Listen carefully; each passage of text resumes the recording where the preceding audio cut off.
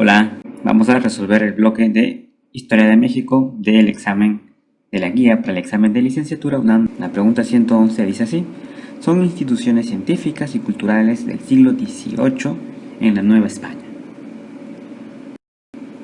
Ya que estamos en el bloque de historia, hagamos un poquito de historia. La Nueva España fue una ciudad donde las ciencias y las bellas artes proliferaron e incluso llegaron a estar al nivel de las ciudades europeas.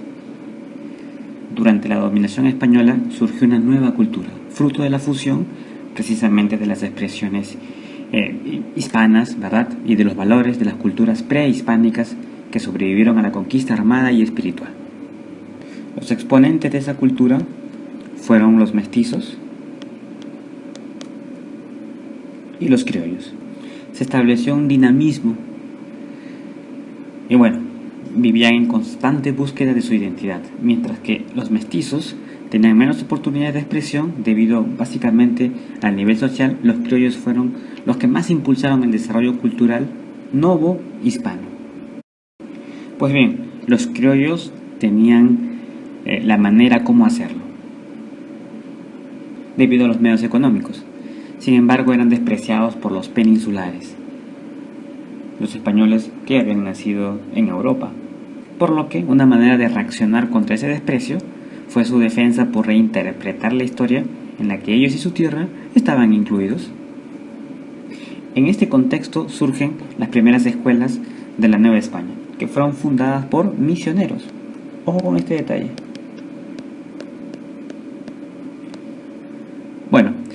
Algunas de ellas fueron el Colegio de Santa Cruz, el Colegio de San Juan de Letrán, el Colegio Mayor de Santa María de Todos los Santos, el Colegio de San Pedro y San Pablo, el Colegio de San Ildefonso. Aquí tenemos el listado. Y en el año 1551, Pontificia Universidad de México. Todas estas instituciones llegaron a tener mucho prestigio. La imprenta, traída en el año 1539, facilitó la tarea educativa. Pero la pregunta aquí se ciñe a instituciones científicas y culturales del siglo XVIII. Aquí estamos hablando del siglo XVI.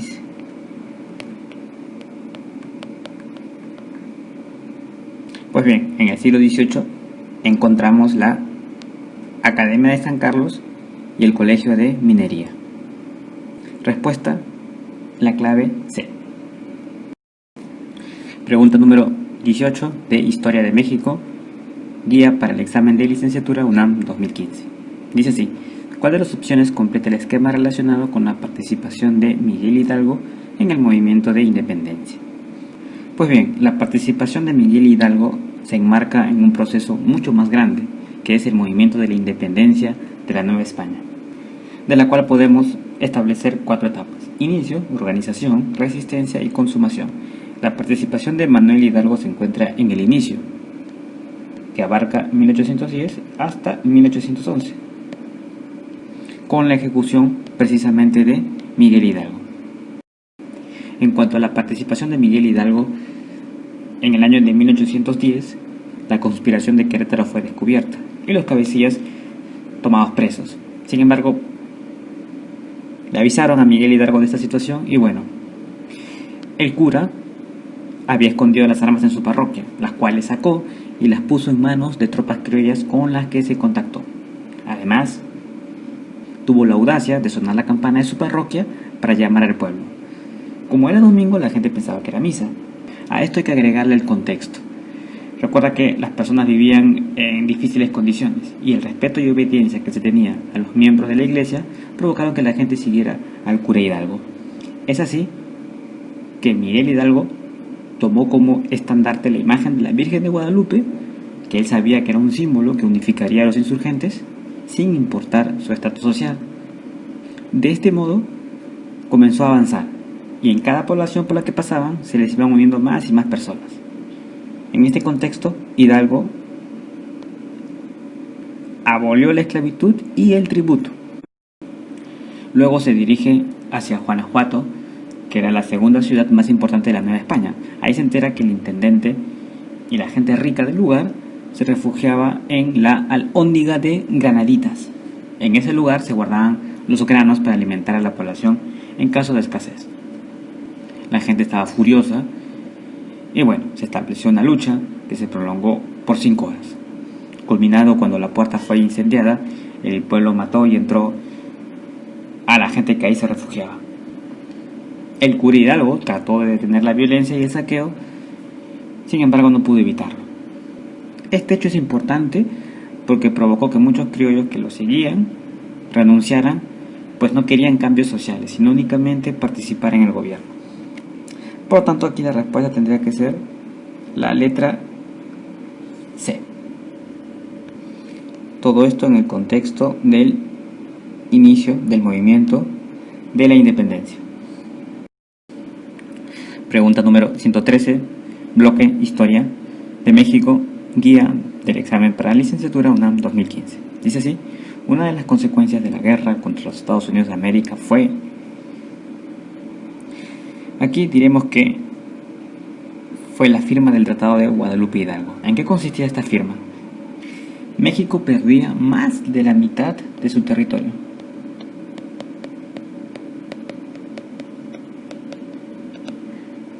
Alta California y Nuevo México, que hacen un total de 2.400.000 kilómetros cuadrados. Bueno, después se afirmó la independencia de Texas. Luego se estableció no reclamos posteriores. Y podríamos decir que también México recibió 15 millones de pesos como indemnización. Pues bien, estos fueron los principales puntos del Tratado de Guadalupe Hidalgo. Y por supuesto se convierten en las principales consecuencias de la guerra contra los Estados Unidos de América. Pregunta número 114, bloque de Historia de México, guía para el examen de licenciatura UNAM 2015. Dice así: consecuencias de la revolución de Ayutla. Entremos en contexto. A mediados del siglo XIX, la situación de México era realmente crítica. Los problemas se complicaban con la presencia de Santa Anna en el gobierno. En el año de 1852 se convirtió en dictador y gobernaba por 11ª vez de forma personal. Durante ese gobierno se aumentó el número de hombres en el ejército, se reorganizó el colegio militar, se incrementó la construcción de caminos, se creó el himno nacional. Bueno, también los miembros del Partido Liberal fueron desterrados y el territorio de la Mesilla fue vendido. Como si esto fuese poco, a él se le concedió el título de Alteza Serenísima. En este contexto se generó un terrible descontento, generalizado, más aún por la venta de la Mesilla y la política arbitraria y represiva de Santa Anna. Dieron como resultado que los liberales proclamaran el 1 de marzo de 1854 el Plan de Ayutla. La respuesta de los liberales: ¿recuerdas que habían sido desterrados? Pues ellos, aprovechando el descontento de todos los sectores, básicamente por la venta de la Mesilla, se concibe el Plan de Ayutla, en el que se desconocía al dictador. Por lo tanto, se gesta una revolución que fue dirigida por Juan Álvarez y Ignacio Comonfort. La idea del Plan de Ayutla, que luego se convirtió en revolución, apoyaba los principios liberales y republicanos y abogaban por leyes que no solamente tengan que ver con la situación política, sino también con la económica. Santa Anna es derrotado, abandona la presidencia y se nombra como presidente interino al señor Juan Álvarez. Por lo tanto, la consecuencia de la revolución de Ayutla, la caída de la dictadura de Santa Anna. Respuesta A. Pregunta número 115, bloque Historia de México, guía para el examen de licenciatura, UNAM 2015. Dice así: el Círculo Liberal, organizado por Camilo Arriaga en 1901, tuvo como finalidad... Bueno, ¿cuál es el contexto? El contexto son los movimientos de oposición al régimen porfirista. A principios del siglo XX, parecía que el periodo porfirista había sido un éxito. El país gozaba de prestigio internacional y se había integrado en la economía mundial.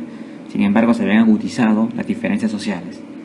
Las clases medias no pudieron mejorar su condición económica y los campesinos trabajaban en condiciones de servidumbre. Los obreros tenían salarios miserables y jornadas laborales de hasta 16 horas. Esta situación, por lo tanto, provocó protestas e inconformidades, lo que trajo como consecuencia formación de organizaciones obreras, como la Unión Católica Obrera y los círculos liberales.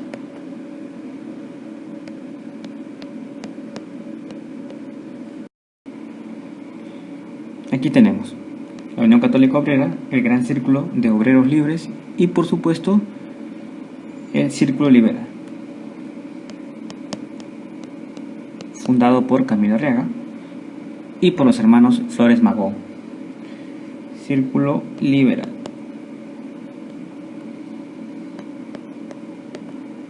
Que, como hemos explicado, tuvo como finalidad oponerse al régimen de Porfirio Díaz. Respuesta: la letra A. Pregunta número 116, bloque Historia de México, guía para el examen de licenciatura, UNAM 2015. Nos piden relacionar los planes con el contenido que les corresponde. Tenemos aquí el plan de San Luis, el plan de Guadalupe, el plan de Tuxtepec y el plan de Ayala. Bueno, el contenido aquí. Pues bien, plan de San Luis.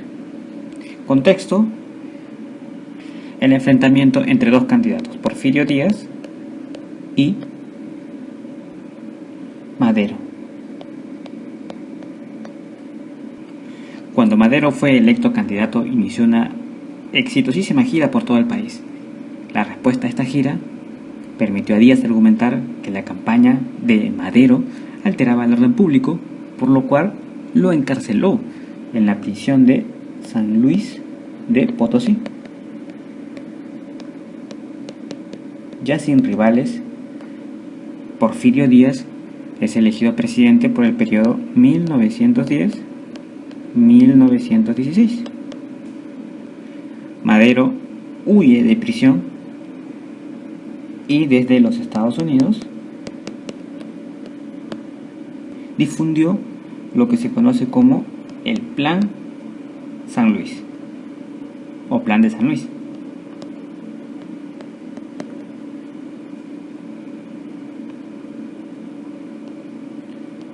Plan de San Luis.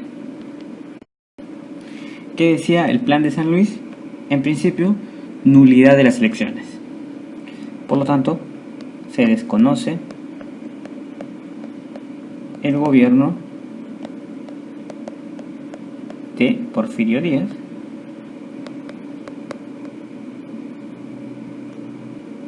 se promovían reformas constitucionales como que impedir, por ejemplo, la reelección, reformas de fondo e inclusive restitución de tierras a los antiguos propietarios, en su mayoría indígenas.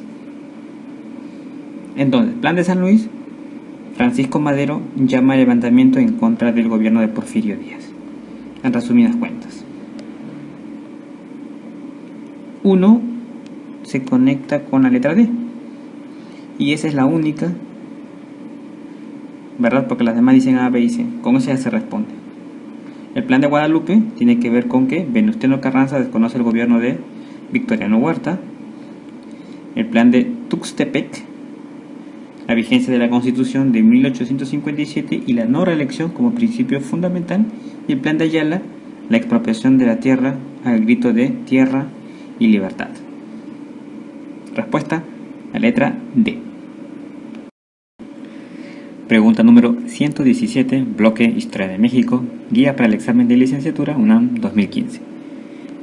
La pregunta dice así: nombre que adoptó el PNR en 1939 al asumir un contenido más democrático y popular.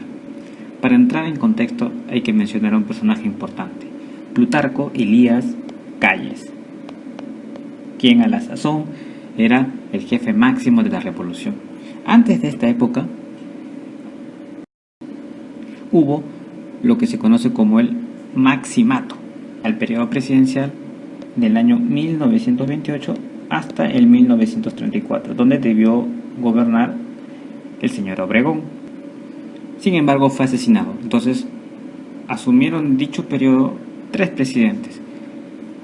Pero estos presidentes estaban sometidos al jefe máximo de la revolución, Plutarco Elías Calles. En este contexto aparece otro personaje, Lázaro Cárdenas, que era un militar muy popular, querido por la gente, y fue escogido por Calles como candidato con la finalidad de que devolviera la credibilidad al gobierno. En un principio, el gobierno de Lázaro Cárdenas siguió las ideas de Plutarco Elías Calles, pero luego hizo cambios radicales,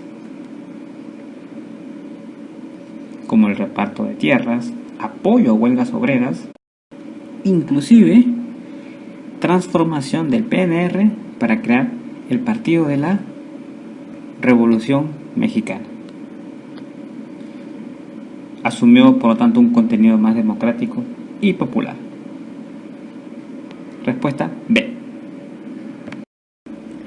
Pregunta número 118, bloque Historia de México, guía para el examen de licenciatura UNAM 2015. Dice así: ante las constantes dificultades de ferrocarriles nacionales, el presidente Lázaro Cárdenas tomó la decisión. Lázaro Cárdenas, cuando fue elegido presidente, tuvo demasiadas fricciones con Calles.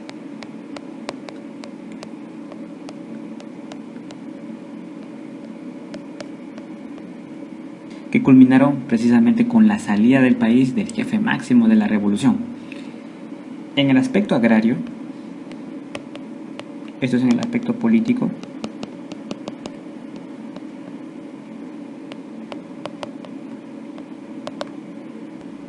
se repartieron tierras y se crearon ejidos.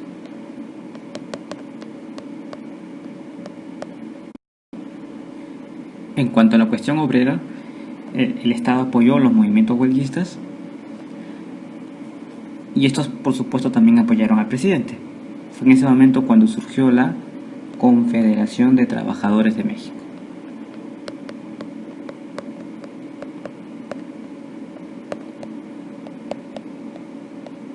Se tornó el gobierno democrático y popular. Confederación de Trabajadores de México. Bien, aquí me dicen: ante las constantes dificultades de ferrocarriles nacionales, el presidente Cárdenas tomó la decisión de, no podía ser de otra manera, entregar la administración a los trabajadores. Y bueno, también hay que agregar que uno de los aspectos más relevantes del gobierno cardenista fue la expropiación de la industria petrolera, lo cual trajo como consecuencia que los norteamericanos intentaron aplicar una especie de boicot comercial, el cual no tuvo los efectos esperados debido a que empezó la Segunda Guerra Mundial. Respuesta a la letra C para la pregunta 118. Pregunta número 119, bloque Historia de México, guía para el examen de licenciatura UNAM 2015. Dice así: la posición de México ante la Segunda Guerra Mundial fue... Pues bien, aquí hay que decir que la situación económica de México fue consecuencia de la Segunda Guerra Mundial. Dicho acontecimiento impulsó la industria. ¿Por qué? Porque se necesitaba producir mercancías para el abastecimiento de las potencias que participaban en la Gran Guerra. Todo mejoró, las exportaciones se duplicaron, vamos a poner así, por 2, y México tuvo un crecimiento fantástico, como nunca antes. Aunque México era predominantemente agrícola, a partir de ese momento comenzó su industrialización, debido precisamente al contexto de guerra mundial. Para afrontar esos cambios se creó una política de unidad nacional.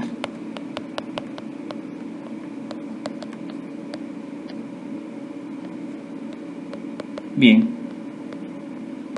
¿a qué potencias abastecía México? Pues a las potencias aliadas. Básicamente se benefició con el comercio de productos agropecuarios con Estados Unidos. Esto es lo que se conoce como el milagro mexicano.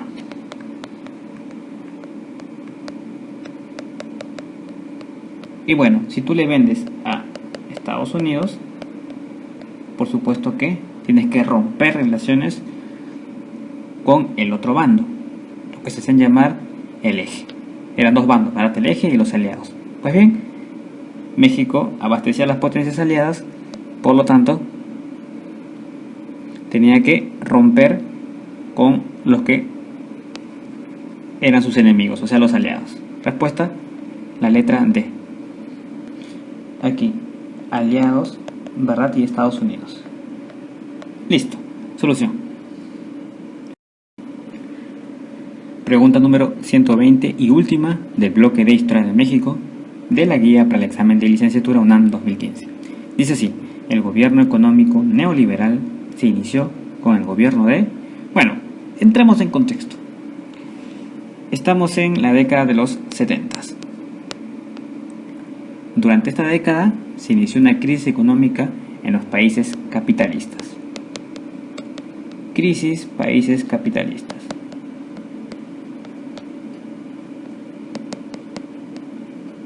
Pues bien, ¿cómo reaccionaron ante esta crisis los Estados Unidos, la cabeza de los países capitalistas? Pues bien, aplicaron en los 80 una política económica conocida como el famoso modelo neoliberal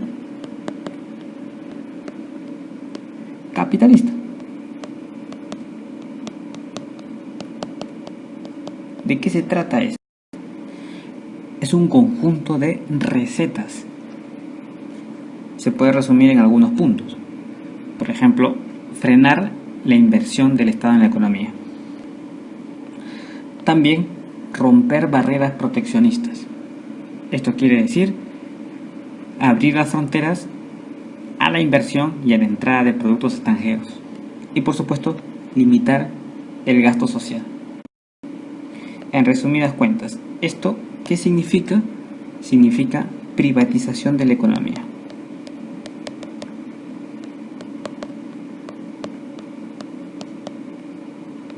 Esa fue la reacción de los países capitalistas ante la crisis.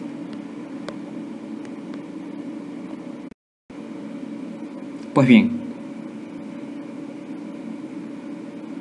en México dicho modelo se inicia con el gobierno de Miguel de la Madrid. ¿Qué tendría que ser la respuesta? Y se profundizó con el de Carlos Salinas, pero aquí me dicen se inició. Bueno, Miguel de la Madrid Hurtado. Bien chicos, hasta aquí el bloque de Historia de México. Esperamos que la explicación haya sido de utilidad. La siguiente pregunta dice así: ¿cuál fue la actividad económica que más promovió la corona española en la Nueva España? Pues bien, sin lugar a dudas fue la minería. ¿Por qué? Contexto. Nos encontramos en lo que se conoce como mercantilismo, que era una doctrina eminentemente práctica. Tuvo su auge en el siglo XVII. Siglo XVI se extendió, siglo XVII y hasta la primera mitad del siglo XVIII inclusive. ¿En qué se basaban las ideas mercantilistas? Vamos a ver que en tres ámbitos importantes: poder político junto al poder económico.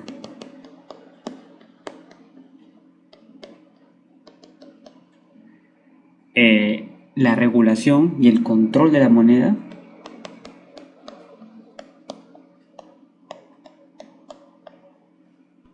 y la intervención estatal. Contexto político: monarquía absolutista. La idea era extraer los metales preciosos de las colonias: oro, plata, de las colonias.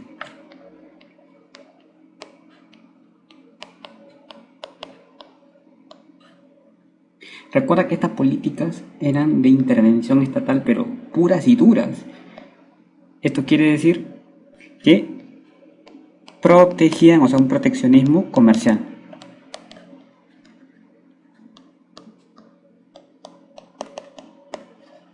Llegando al extremo de subsidiar empresas privadas y crear monopolios privilegiados. La idea es formar estados-nación lo más fuerte posible. Entraron en crisis cuando aparecieron las nuevas teorías liberales. En fin, ese era el contexto por el cual se imponía la actividad minera. Solución: la B. Hechos que se presentaron durante la primera década del siglo XIX en la Nueva España. Aquí nos están hablando de lo que se conoce como el movimiento de la independencia de la Nueva España. Ese es el contexto. Entre los años 1810 y 1821.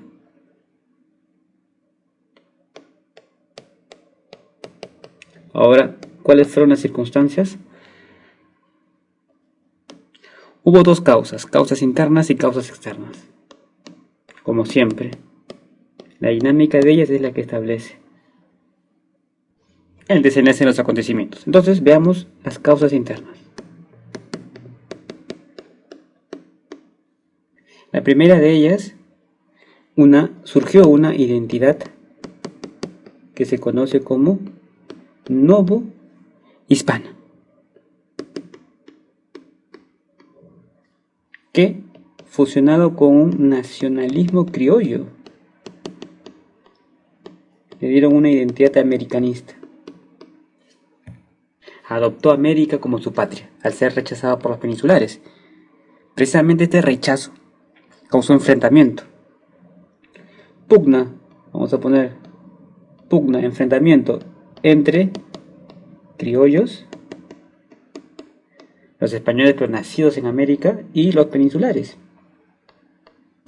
los que habían nacido en la península ibérica.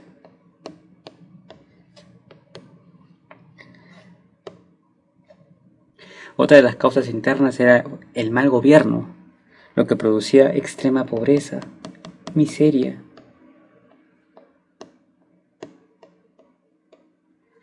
Definitivamente nadie podía hacerlo peor. La escasez.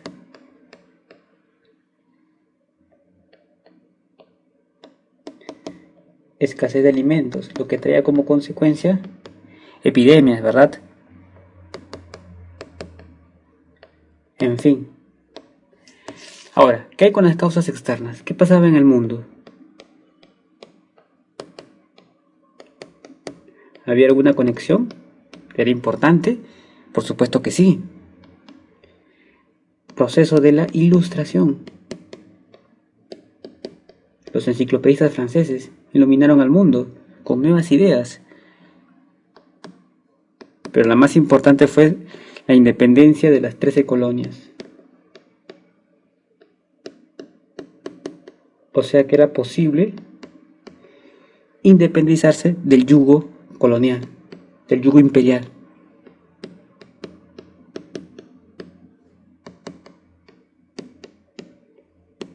Ese fue un acontecimiento capital, la independencia de las 13 colonias.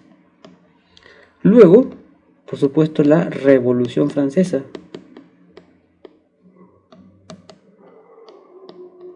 Revolución burguesa por excelencia. Y después, la más importante, aquí vamos a subrayar, la invasión napoleónica.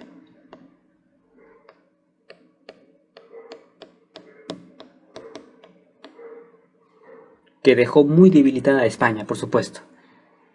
Bien, esas causas internas y externas confabularon para el proceso de independencia de la Nueva España. Hechos que se presentaron durante la primera década del siglo XIX, pues estos, ¿ok? 1810, acá está, a 1821, primera década del siglo XIX.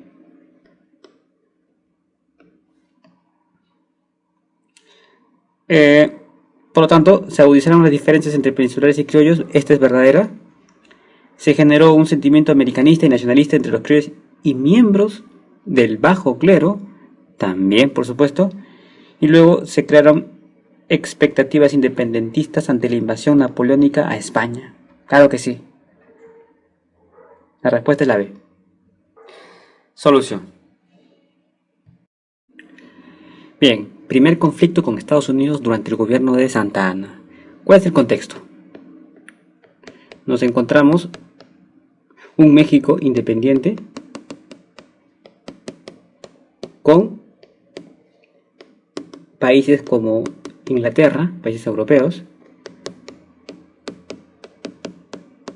con ganas de establecer vínculos comerciales, y por el otro lado Estados Unidos con la doctrina Monroe, que se oponía a la intervención europea en América. La doctrina Monroe decía América para los americanos. Pero en México independiente, al terminar el periodo de Guadalupe Victoria, las luchas para obtener la presidencia desestabilizaron completamente el país. Los sistemas de gobierno cambiaron de federalismo a centralismo, con lo cual dio pauta a algunos movimientos independentistas alentados por Estados Unidos, como fue el caso de Texas. Antecedentes. Ya lo habíamos dicho, el expansionismo americano. América para los americanos. Restaba su frase, una frase muy sugestiva.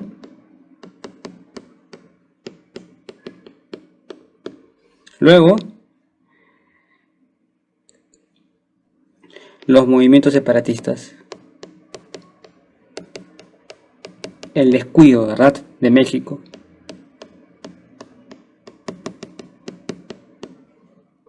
Otro antecedente importante es el tratado con los Estados Unidos de América para colonizar Texas con colonos de Florida. Bueno,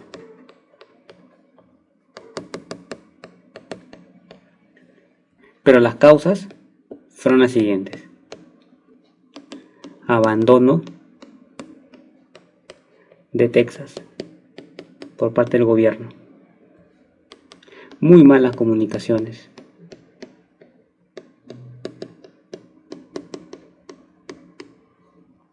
el centralismo. Recuerda que se había cambiado de federalismo a centralismo, lo cual volvió aún más caótica la situación de algunas provincias. El mismo comercio con EUA, con los Estados Unidos. Mientras uno estaba en caos, el otro estaba floreciendo. Ante esto, los texanos declararon su independencia el 7 de noviembre de 1835 y tomaron las armas en contra del gobierno mexicano. En este contexto, Santa Anna, Antonio López de Santa Anna, reprendió brutalmente. Sin embargo, finalmente Santa Anna fue capturado, a pesar de haber obtenido algunas victorias iniciales, capturado y obligado a ordenar la retirada de las tropas mexicanas y a firmar los tratados de Velasco. Con lo cual Texas pasaba a los Estados Unidos, que se consolidó 7 años después. Bien, ese es el contexto. Entonces, la Guerra de Texas es el primer conflicto con Estados Unidos, durante el gobierno, por supuesto, de Santa Anna. Durante su gobierno, el presidente Juárez realizó cambios en las leyes y en la Constitución con la finalidad de... Bien, estas son las principales leyes que se decretaron. La nacionalización de los bienes del clero. Si nos damos cuenta, estas son reformas liberales. ¿Y qué idea nos dan eso? Separación de Iglesia y Estado.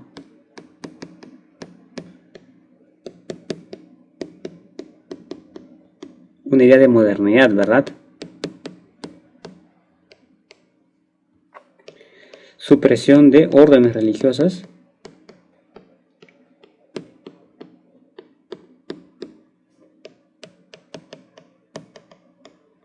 Pero ya se ve la tendencia. Establecimiento del matrimonio y registro civil.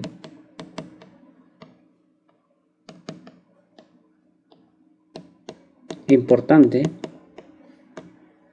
para el desarrollo económico de cualquier país. Y por supuesto, libertad de cultos. Reformas adelantadas para la época. Lo que buscaba era hacer de México una nación moderna, política y económicamente. Lejos de viejos paradigmas que no habían funcionado. Respuesta la A. El Círculo Liberal, organizado por Camilo Arriaga en 1901, tuvo como finalidad... Bien, contexto.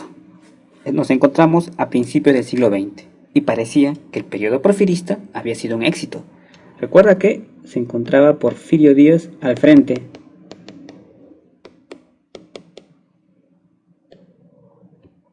del gobierno, por supuesto. El país gozaba de prestigio internacional y se había integrado a la economía mundial. Sin embargo, las diferencias sociales se habían agudizado. Las clases medias no pudieron mejorar su condición económica y los campesinos trabajaban en condiciones de servidumbre. Los salarios eran miserables y las jornadas laborales de hasta 16 horas. Esto produjo incomodidad y protesta.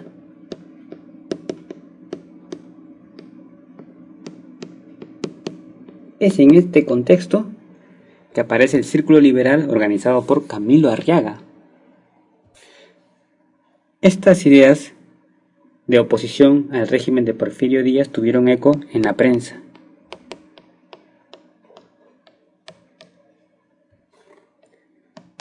Ahí se difundieron a través de periódicos.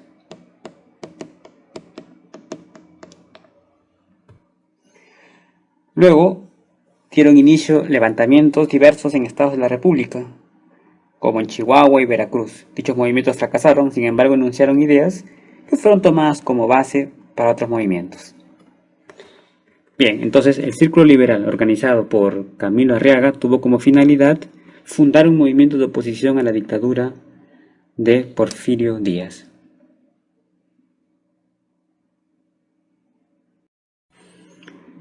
Nombre del plan con el cual Francisco Madero enarboló el lema sufragio efectivo, no reelección. El contexto: nos encontramos en pleno proceso electoral. Madero fue electo candidato e inició una gira exitosa por todo el país. Entonces Madero versus Díaz. Díaz, temeroso de ser derrotado en las elecciones, apresa a Madero. Vamos a ponerle aquí preso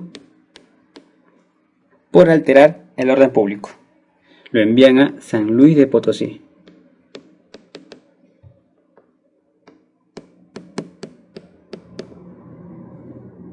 Por supuesto, con Madero fuera de combate, Díaz gana las elecciones por el periodo de 1910 hasta 1916. La respuesta de Madero en San Luis de Potosí es el Plan San Luis. que proponía el Plan San Luis. Nulas las elecciones.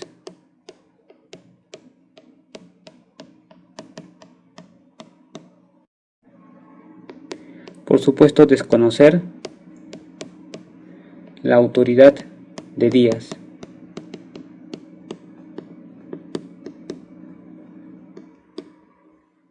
Se exigía sufragio efectivo. Por supuesto, no reelección. Reelección.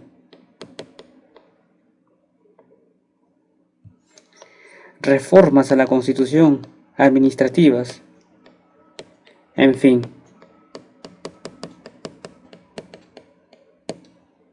Y un detalle importante, se señalaba el 20 de noviembre, con fecha y hora,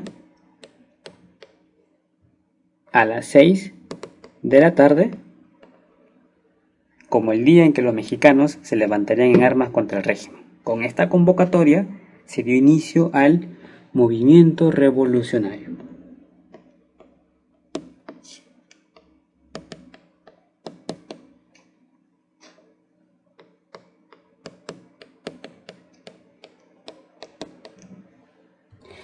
Bien, entonces la respuesta es sufragio efectivo, no reelección, Plan de San Luis. ¿Listo? ¿Qué? Historia de México, guía para el examen de licenciatura UNAM 2015. La pregunta dice así: nombre que adoptó el PNR en 1939 al asumir un contenido más democrático y popular. Para entrar en contexto hay que mencionar a un personaje importante, Plutarco Elías Calles, quien a la sazón era el jefe máximo de la revolución. Antes de esta época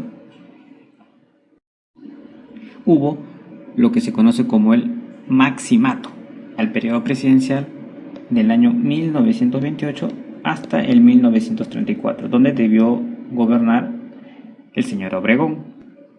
Sin embargo, fue asesinado. Entonces, asumieron dicho periodo 3 presidentes. Pero estos presidentes estaban sometidos al jefe máximo de la revolución, Plutarco Elías Calles. En este contexto aparece otro personaje, Lázaro Cárdenas, que era un militar muy popular, querido por la gente, y fue escogido por Calles como candidato con la finalidad de que devolviera la credibilidad al gobierno. En un principio, el gobierno de Lázaro Cárdenas siguió las ideas de Plutarco Elías Calles, pero luego hizo cambios radicales, como el reparto de tierras, apoyo a huelgas obreras, inclusive transformación del PNR para crear el Partido de la Revolución Mexicana. Asumió, por lo tanto, un contenido más democrático y popular. Respuesta B. Presidente que creó el ejido colectivo. Bueno, fue Lázaro Cárdenas. Hay que recordar que el gobierno de Cárdenas fue innovador y significó muchos cambios para la sociedad. Si bien en un inicio apoyó los ideales y cambios de Calles, para mediados de su periodo hizo cambios radicales, como el reparto de tierras, apoyo a huelgas obreras. Entonces, Lázaro Cárdenas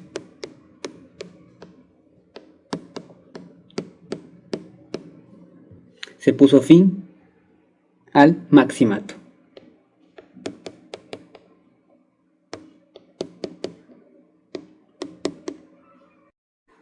En sus reformas, por ejemplo, en el aspecto agrario, vemos lo de la creación de los ejidos, también reparto de tierras. En las cuestiones obreras, el gobierno apoyó los movimientos huelguistas de los trabajadores.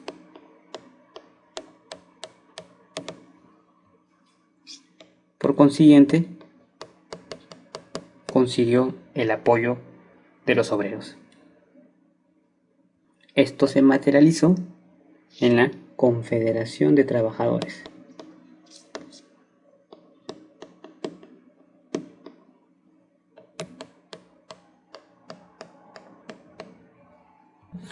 Uno de los aspectos más relevantes del gobierno de Lázaro Cárdenas fue la expropiación de la industria petrolera.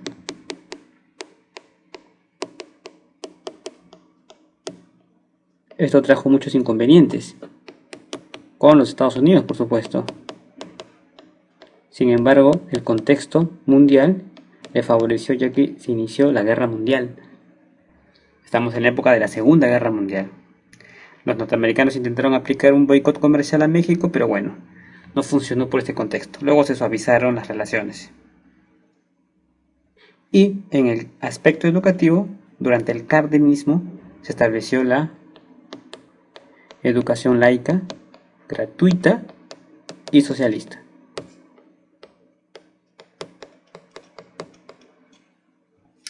Obligatoria, por supuesto.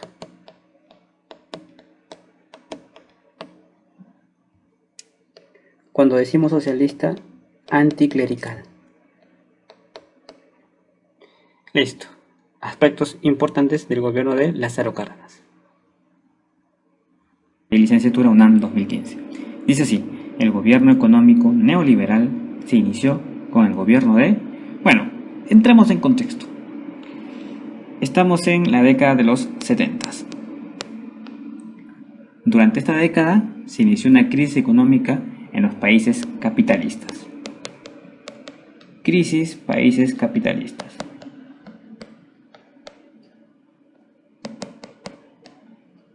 Pues bien, ¿cómo reaccionaron ante esta crisis los Estados Unidos, la cabeza de los países capitalistas?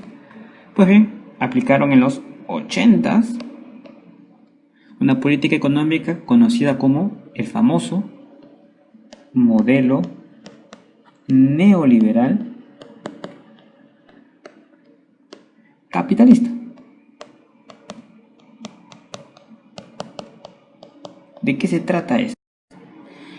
Es un conjunto de recetas. Se puede resumir en algunos puntos. Por ejemplo, frenar la inversión del Estado en la economía. También romper barreras proteccionistas. Esto quiere decir abrir las fronteras a la inversión y a la entrada de productos extranjeros. Y por supuesto, limitar el gasto social. En resumidas cuentas, ¿esto qué significa? Significa privatización de la economía.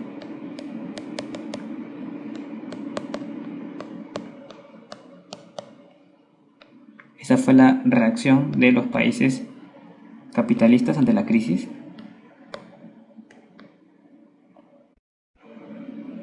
Pues bien, en México dicho modelo se inicia con el gobierno de Miguel de la Madrid. ¿Qué tendría que ser la respuesta? Y se profundizó con el de Carlos Salinas, pero aquí me dicen se inició. Bueno, Miguel de la Madrid Hurtado. Un crecimiento económico sostenido de más del 6% anual y la construcción de infraestructura fueron hechos que entre 1952 y 1970 se conocieron como... Bueno, nos mencionan aquí algunas fechas. La unidad nacional es de 1940 a 1952. Este es el contexto de la Segunda Gran Guerra. México empieza a industrializarse para proveer de materia prima y productos a las potencias que estaban en conflicto y que por supuesto al estar en conflicto no podían producir. Las exportaciones se duplicaron y México tuvo un crecimiento económico como no se había tenido antes. México era predominantemente agrícola, tradicionalmente agrícola. A partir de ese momento comenzó su industrialización debido a la situación internacional. Para afrontar esos desafíos se creó una política de unidad nacional.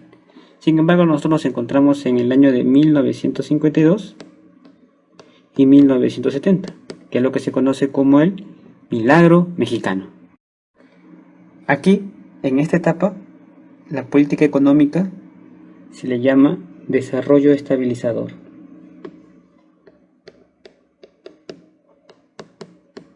Ya había acabado la Segunda Guerra Mundial, era otro contexto. Se reforzó la idea de que el crecimiento del país solo se lograría con su industrialización. Se propuso mantener la estabilidad de los precios, evitar el alza en bienes y servicios y, por supuesto, favorecer la acumulación de capitales.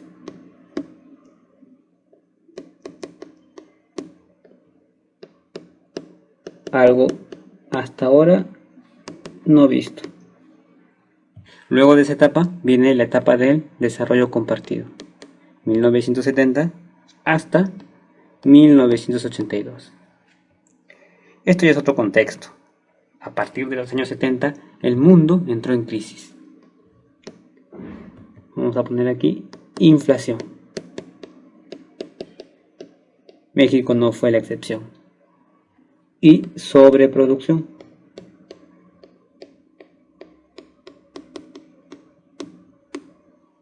Recuerden que a nivel mundial ya Estados Unidos se había erigido como la potencia máxima. Se había creado el Fondo Monetario Internacional y el Banco Mundial, instituciones que gobernaban las economías de aquellas épocas. Precisamente la sobreproducción e inflación eran problemas económicos de los Estados Unidos, que por su influencia en el mundo arrastraron a otros países.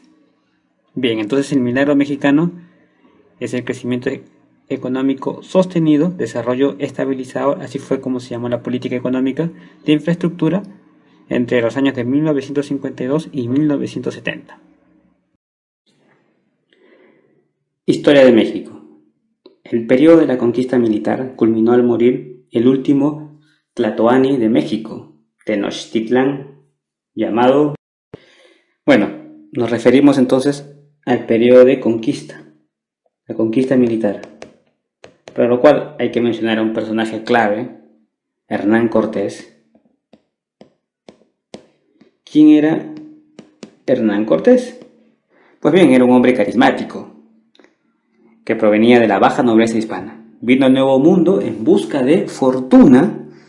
En Cuba recibió la orden de encabezar una expedición financiada por el gobernante, quien estaba a cargo de la isla, que era Diego de Velázquez. Su misión, la misión de Hernán Cortés, era simplemente recorrer los territorios e informar sobre lo que encontrara. Nada más. Por supuesto, Cortés desobedeció las órdenes porque era un hombre que buscaba fama, fortuna, sobre todo eso. Por lo tanto, él mismo se nombra dirigente de la expedición.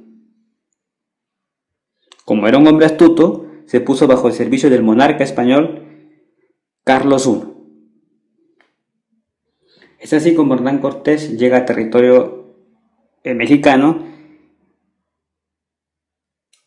y en Tabasco inicia una lucha con los lugareños. La superioridad de sus armas pronto le va a dar la victoria sobre los indígenas.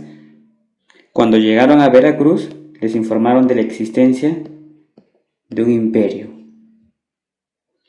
Fueron informados de la existencia de una gran ciudad que se ubicaba al interior del territorio. Esa ciudad, Tenochtitlán, dominaba a buena parte de los pueblos de la región. Cortés, obviamente, los ojos se le inflamaron y decidió dirigirse a ese lugar. Cortés y sus hombres partieron al interior del territorio. Durante su viaje fueron vigilados por emisarios del gobernante de esa ciudad, que era Moctezuma II. Recuerden que en casi todos los pueblos de América existía una vieja leyenda, que los dioses llegarían del mar. Pero eran dioses de una raza diferente, ¿verdad? Eran blancos, de cabellos claros, de ojos claros. Entonces creían que los dioses eran ellos de alguna manera, o sus representantes o sus enviados. Por lo tanto, Moctezuma II, en su afán de evitar la llegada de estos misteriosos personajes, los españoles, les enviaba obsequios mediante sus emisarios. Esto lo que hacía era despertar aún más la ambición de Hernán Cortés. Hernán Cortés, durante su viaje, hace alianzas con los pueblos que estaban sometidos por Moctezuma II y también con los pueblos enemigos. Finalmente llegan a la ciudad y muy pronto toman a Moctezuma como prisionero. Mientras tanto, Diego de Velázquez había mandado otra expedición al mando de Narváez para apresar al traidor Cortés. Recuerden que la misión solamente era recorrer la zona. Eso hizo que Cortés se ausentara de la ciudad de Tenochtitlán, dejándolo al cuidado de Pedro de Alvarado. Durante la ausencia de Cortés se presentó un incidente conocido como la Matanza del Templo Mayor. Los lugareños iban a realizar una de sus festividades, pero los españoles, pretextando que era una conspiración para atacarlos, decidieron atacar primero. El pueblo se subleva y mata a muchos españoles. Los que pudieron huir se refugiaron en el palacio de Moctezuma, quien, por ya no ser de utilidad, fue asesinado. Al regresar Cortés, con un triunfo sobre Narváez, pudo reunirse con sus hombres, pero ya no le permitieron salir.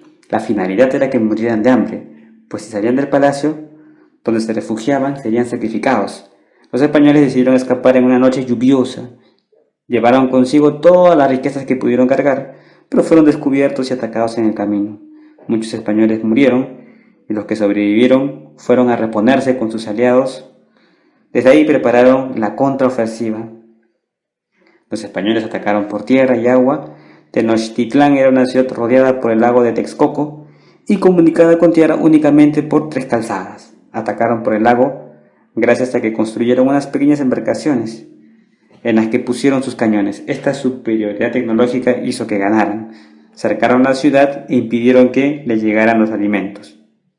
Al interior, los pobladores padecían de viruela, que es una enfermedad nueva, se convirtió en una epidemia que trajeron los españoles y que acabó con buena parte de la población. Cuitláhuac, sucesor de Moctezuma, murió al padecerla. Le sucede Cuauhtémoc.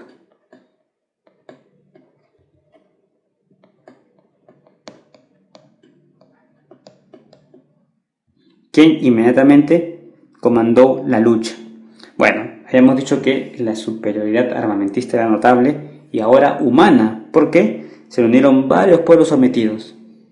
Provocaron que la ciudad cayera el 13 de agosto de 1521.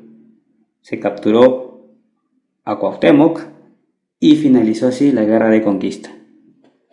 Listo. Eso es todo el periodo de la conquista militar, que termina precisamente con la muerte de Cuauhtémoc. Objetivo primordial de la conspiración de Querétaro. ¿Cuál es el contexto? Nos encontramos en plena invasión a España por parte de Napoleón. Invasión napoleónica.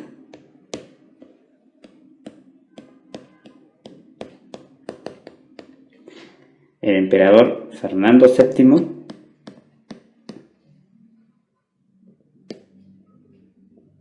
es depuesto de su cargo, quien había sido apresado, ¿no? Prisionero de Napoleón.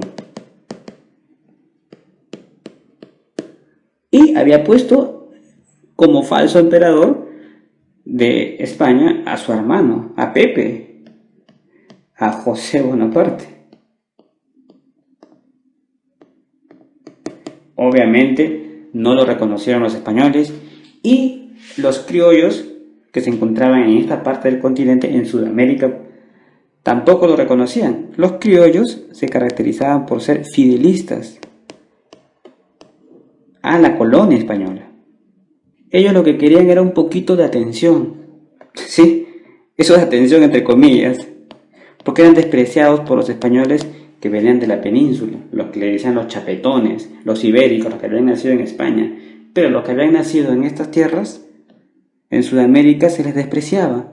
Entonces ellos querían participar del gobierno, como fuese. Sin embargo, eran despreciados. No se les permitió, a pesar de que ellos manifestaban ser fidelistas a la corona española y no querían cambiar el sistema político, no querían ser independientes, no vislumbraban un nuevo gobierno lejos de la corona. Los criollos nombraron como virrey al señor Iturrigaray. Recuerda que ya no había nexo con España, o sea, España ya no tenía mucha fuerza aquí. Entonces, los criollos nombraron a Iturrigaray. Pero ojo, seguía siendo fidelista a la corona.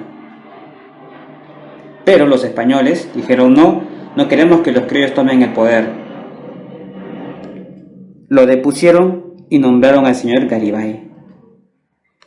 Esto enfureció a los criollos que decían, hacemos todo por ellos, ya que nosotros no queremos el gobierno, o sea, no queremos un movimiento independiente de España, y ellos nos pagan así.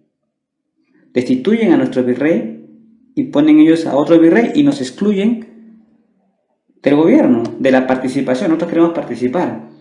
Ellos pensaban que con este virrey luego iban a ser recompensados por mantenerse fieles a la corona. Sin embargo, les pagan así. Por lo tanto, ellos dicen, bueno, la conspiración, empiezan a conspirar. Y surge la famosa conspiración de Querétaro.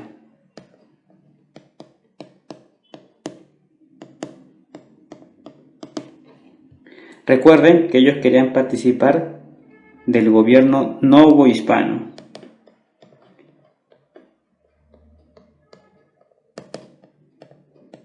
Urdieron un plan que sin quererlo desembocó en otra cosa. Vamos a pedir apoyo a los indígenas para establecer un gobierno provisional. Y de esta manera poder participar del mismo. La conspiración fue descubierta y lo que en un principio parecía una cuestión un tanto inofensiva se convirtió en el inicio de la guerra de independencia. Pero ellos lo que querían era constituir una junta gubernativa, que tomara el poder a nombre de Fernando VII. Solución. Completa el esquema relacionado con la participación de Miguel Hidalgo en el movimiento de independencia.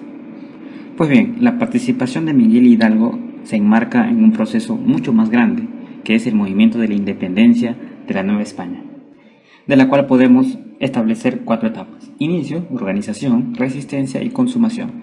La participación de Manuel Hidalgo se encuentra en el inicio, que abarca 1810 hasta 1811, con la ejecución precisamente de Miguel Hidalgo. En cuanto a la participación de Miguel Hidalgo, en el año de 1810, la conspiración de Querétaro fue descubierta y los cabecillas tomados presos. Sin embargo, le avisaron a Miguel Hidalgo de esta situación y bueno, el cura había escondido las armas en su parroquia, las cuales sacó y las puso en manos de tropas criollas con las que se contactó. Además, tuvo la audacia de sonar la campana de su parroquia para llamar al pueblo. Como era domingo, la gente pensaba que era misa. A esto hay que agregarle el contexto. Recuerda que las personas vivían en difíciles condiciones y el respeto y obediencia que se tenía a los miembros de la iglesia provocaron que la gente siguiera al cura Hidalgo. Es así que Miguel Hidalgo tomó como estandarte la imagen de la Virgen de Guadalupe, que él sabía que era un símbolo que unificaría a los insurgentes sin importar su estatus social. De este modo comenzó a avanzar y en cada población por la que pasaban se les iban uniendo más y más personas. En este contexto, Hidalgo abolió la esclavitud y el tributo. Luego se dirige hacia Guanajuato, que era la segunda ciudad más importante de la Nueva España. Ahí se entera que el intendente y la gente rica del lugar se refugiaba en la Alhóndiga de Granaditas. En ese lugar se guardaban los granos para alimentar a la población en caso de escasez. La gente estaba furiosa y bueno, se estableció una lucha que se prolongó por 5 horas. Culminado cuando la puerta fue incendiada, el pueblo mató y entró a la gente que ahí se refugiaba. El cura Hidalgo trató de detener la violencia y el saqueo, sin embargo no pudo evitarlo. Este hecho es importante porque provocó que muchos criollos que lo seguían renunciaran, pues no querían cambios sociales, sino únicamente participar en el gobierno. Por lo tanto, aquí la respuesta tendría que ser la letra C. Todo esto en el contexto del inicio del movimiento de la independencia. Bloque Historia de México, guía del examen para licenciatura UNAM 2015. Dice así: una de las consecuencias de la guerra contra los Estados Unidos de América fue...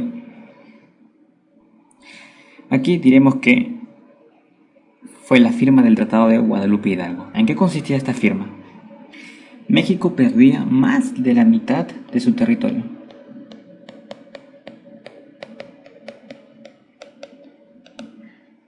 Alta California y Nuevo México, que hacen un total de 2.400.000 kilómetros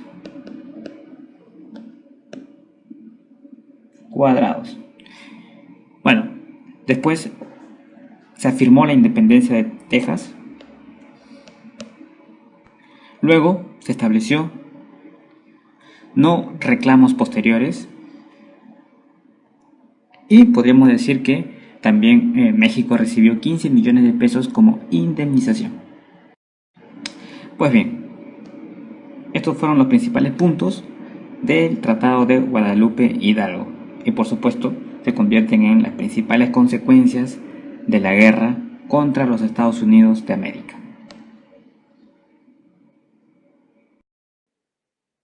Algunas de las características de la Constitución de 1857 fueron: entremos en contexto. El contexto es la Revolución de Ayutla. A mediados del siglo XIX, la situación de México era crítica. Los problemas se complicaron con la presencia de Santa Anna en el gobierno.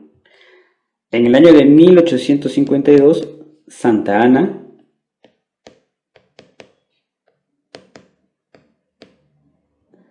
se había convertido en dictador y gobernaba por 11ª vez de forma personal.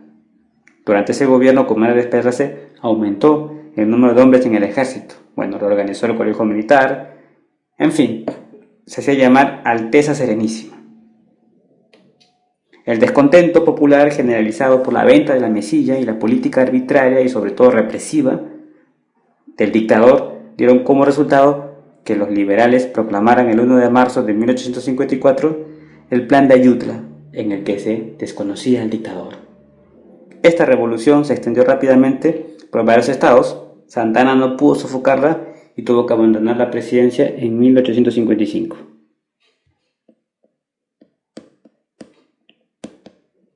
Dando pie, abandona, ¿verdad?, la presidencia. Dando pie, como habíamos dicho, a las reformas liberales. La Constitución de 1857 fue netamente liberal.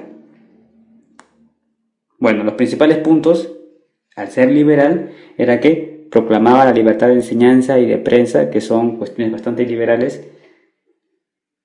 Restablecía los fueros eclesiásticos. Esto no, porque esto es conservador. Vamos a poner aquí conservador. Y esto es liberal.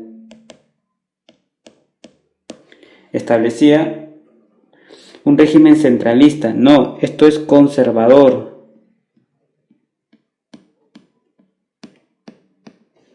Prohibía a la iglesia poseer bienes. Esto es liberal. Separar el Estado de la iglesia. Establecer un régimen republicano federal. Y esto es lo más liberal que puede haber. Salirse del esquema centralista para un esquema federal. Entonces, al ser una constitución eminentemente liberal, se impusieron, ya que las propuestas conservadoras se habían llevado a la crisis al gobierno. Listo, 1, 4 y 5. La causa principal de la invasión tripartita a nuestro país fue: nos encontramos en el gobierno de Benito Juárez. En esta etapa muy convulsionada, continuó enfrentando levantamientos de los conservadores. Había un enfrentamiento de liberales y conservadores brutal.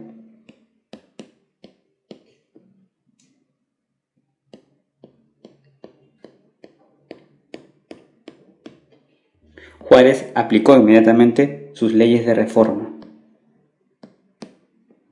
liberales por supuesto, para modernizar el país, que es lo que él planteaba, que básicamente consistían en expropiar propiedades de la iglesia.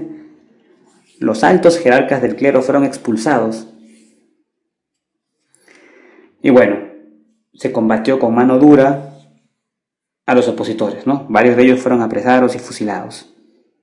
También, y esto hay que destacar, se fraccionaron muchas tierras comunales indígenas.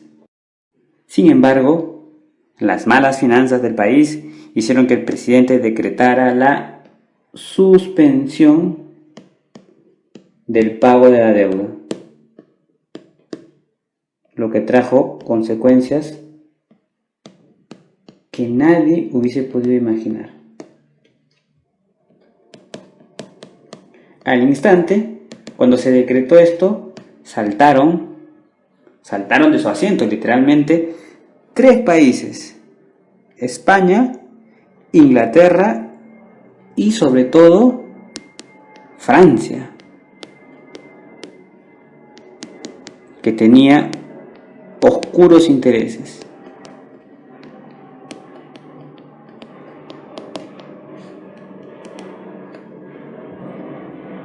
Se reunieron los 3 en la famosa Convención de Londres y pidieron explicaciones. En esa convención acordaron bloquear los puertos mexicanos e intervenir México en caso de que incumpliera el pago de su deuda. Pues bien, esto es la invasión tripartita a nuestro país. Entonces fue por la suspensión de la deuda externa, por la situación económica tan precaria en la que vivía el país, por las mismas pugnas internas y la situación política. Letra D. El Círculo Liberal, organizado por Camilo Arriaga en 1901, tuvo como finalidad... Bien, contexto. Nos encontramos a principios del siglo XX y parecía que el periodo porfirista había sido un éxito. Recuerda que se encontraba Porfirio Díaz al frente.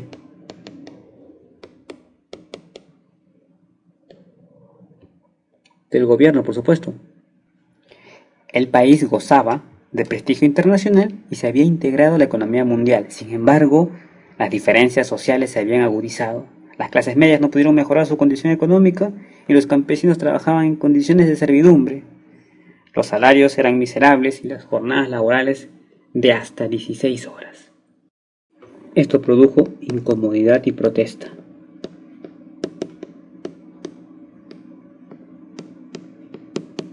Es en este contexto que aparece el Círculo Liberal organizado por Camilo Arriaga.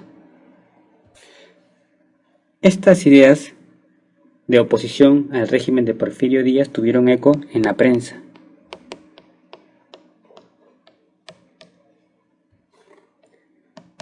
Ahí se difundieron a través de periódicos.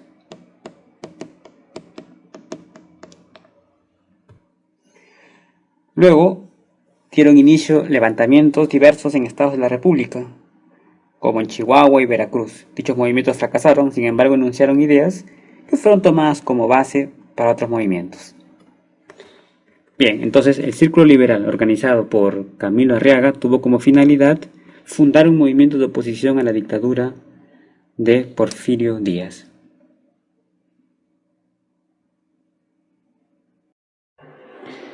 El Plan de Ayala fijaba la posición política y agraria de los... Bueno, entremos en contexto. Nos encontramos en plena Revolución Mexicana. Porfirio Díaz versus Madero. La situación en México era insostenible. Una serie de medidas económicas tomadas por Porfirio Díaz habían sumido en caos al país. Situaciones como el latifundismo, el dominio de capitales extranjeros, el bajo rendimiento agrícola, el proteccionismo al capital exterior, las concesiones económicas a unas cuantas personas y la explotación desmedida de los recursos, así como las reformas constantes a la Constitución para la reelección de Porfirio Díaz, el autoritarismo, las restricciones políticas, las faltas de organismos para los trabajadores, el elitismo, el endeudamiento, la oligarquía el caciquismo. Todo eso trajo como consecuencia levantamientos armados por todo el país. Sin embargo, hubo dos focos importantes: Morelos y Chihuahua. Chihuahua, Doroteo Arango, ¿verdad? Francisco Villa, donde se instala Madero. Y en Morelos, Emiliano Zapata. Aunque en todo el país había movimientos armados, Morelos y Chihuahua eran los principales focos revolucionarios. Pero fue en Chihuahua donde se acordó la renuncia de Díaz como presidente y de Ramón Corral como vicepresidente. Se acordó que la presidencia interina quedaría en manos de Francisco León de la Barra, se convocarían elecciones, se pondría fin a la lucha armada, se licenciaría a las tropas revolucionarias y se pondría fin a las hostilidades. Con dichos tratados intentaron poner fin al movimiento armado, pero no pudo cumplirse con ese objetivo. Porfirio Díaz salió de México rumbo a Europa y el presidente interino ordenó a Victoriano Huerta que acabara con el movimiento de Morelos. O sea, estaban borrando del mapa a Zapata, que había sido importante en la revolución. Por supuesto, Emiliano Zapata se sintió traicionado y rompió relaciones con Madero. Mientras tanto, Madero, por supuesto, era elegido presidente al ser como que el triunfador y por supuesto ocupó la presidencia. Zapata entonces decretó el Plan de Ayala, en el que desconoció a Madero como jefe de la revolución y como presidente. Además de exigir la restitución de tierras, aquí estaba lo que él pedía y por lo que se sublevaba o se sublevó: restitución de tierras,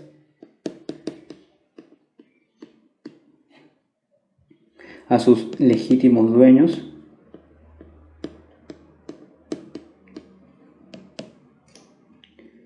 expropiación, eso también era lo que él pedía, de la tercera parte, voy a poner aquí 1/3 de los latifundios.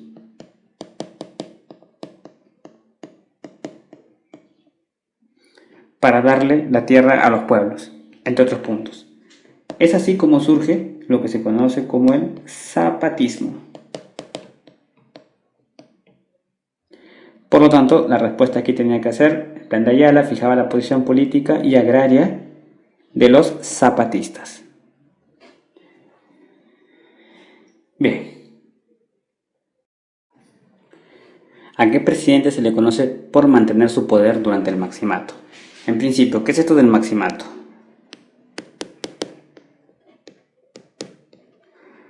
Se conoce como maximato al periodo presidencial de 1928 a 1934, 6 años, en el que debió gobernar Obregón, que fue elegido presidente. Sin embargo, murió asesinado por un fanático religioso.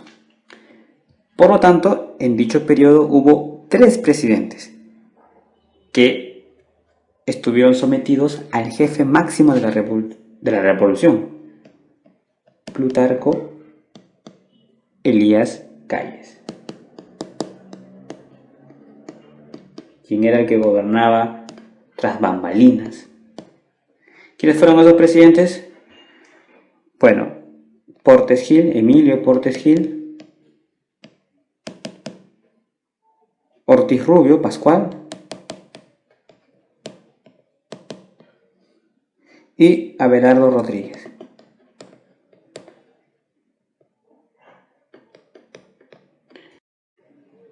Después de Rodríguez viene Lázaro Cárdenas.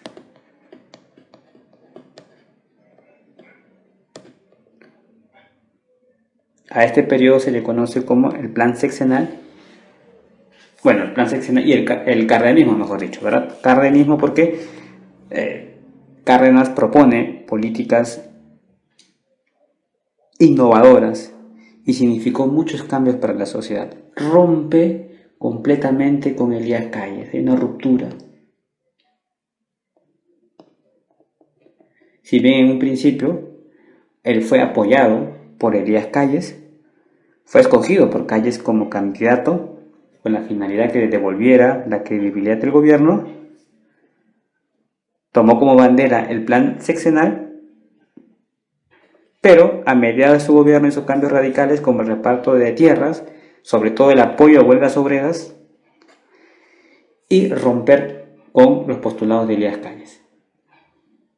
Entonces, ¿a qué presidente se le conoce por mantener su poder durante el maximato? A Plutarco Elías Calles, ¿verdad? Lázaro Cárdenas es el que rompe ese poder. Sí, pero durante el maximato, esta época de 1928 al 1934 que debió gobernar Obregón, fue Plutarco Elías Calles el que manejaba la política tras bambalinas, con presidentes pantalla, como Portes Gil, Ortiz Rubio y Rodríguez. Historia de México, guía para el examen de licenciatura UNAM 2015. La pregunta dice así: nombre que adoptó el PNR en 1939 al asumir un contenido más democrático y popular.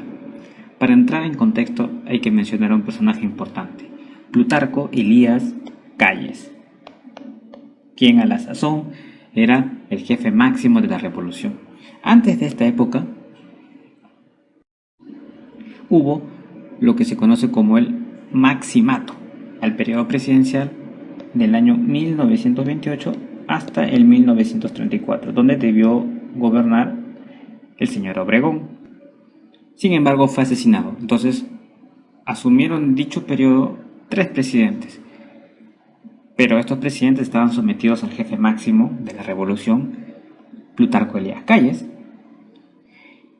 En este contexto aparece otro personaje, Lázaro Cárdenas, que era un militar muy popular, querido por la gente, y fue escogido por Calles como candidato con la finalidad de que devolviera la credibilidad al gobierno. En un principio, el gobierno de Lázaro Cárdenas siguió las ideas de Plutarco Elías Calles, pero luego hizo cambios radicales,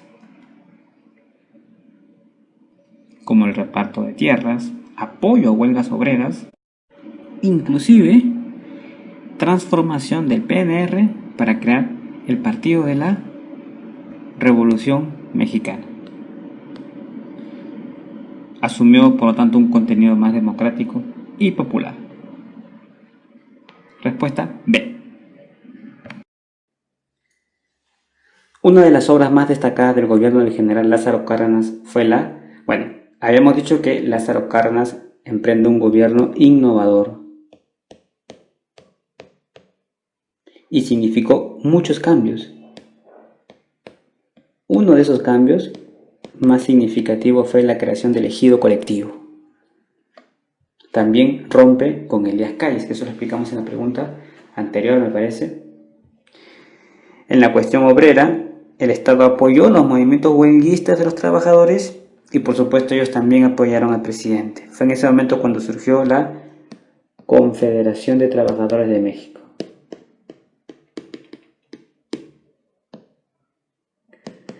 Confederación de Trabajadores de México. Por lo tanto, fue un gobierno, como ya hemos dicho, innovador y de muchos cambios sociales.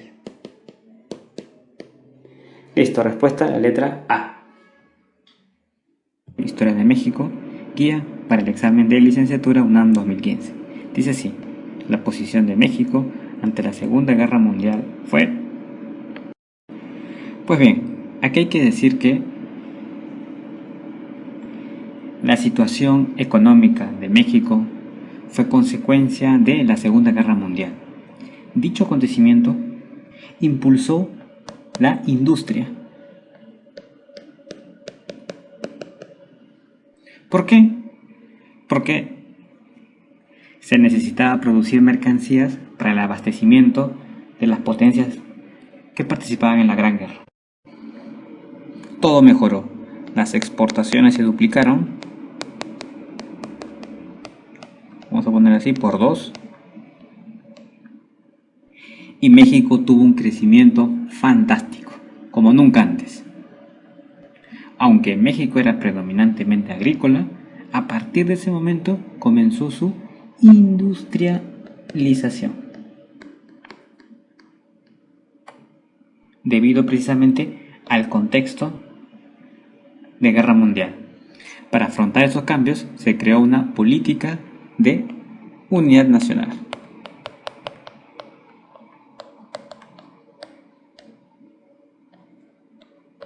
Bien, ¿a qué potencias abastecía México? Pues a las potencias aliadas. Básicamente, se benefició con el comercio de productos agropecuarios con Estados Unidos. Esto es lo que se conoce como el milagro mexicano.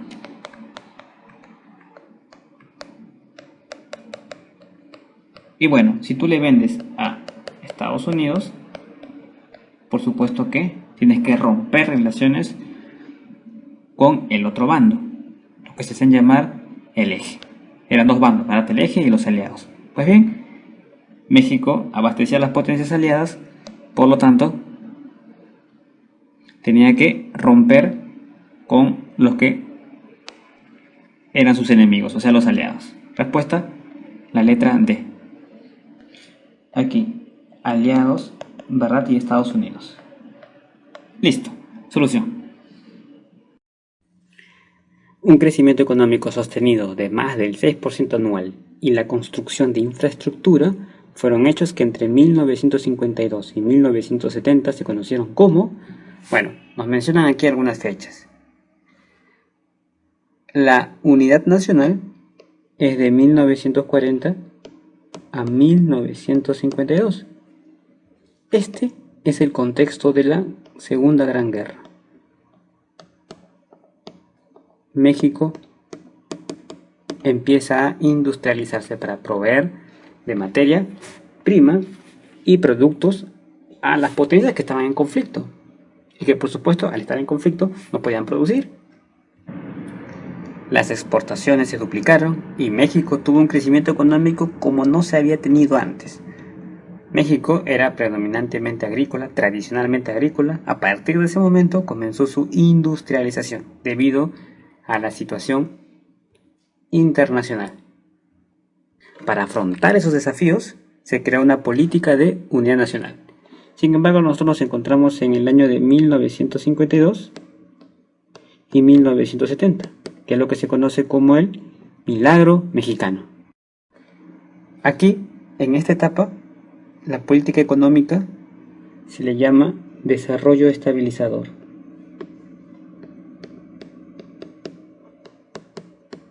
Ya había acabado la Segunda Guerra Mundial, era otro contexto. Se reforzó la idea de que el crecimiento del país solo se lograría con su industrialización. Se propuso mantener la estabilidad de los precios, evitar el alza en bienes y servicios y, por supuesto, favorecer la acumulación de capitales.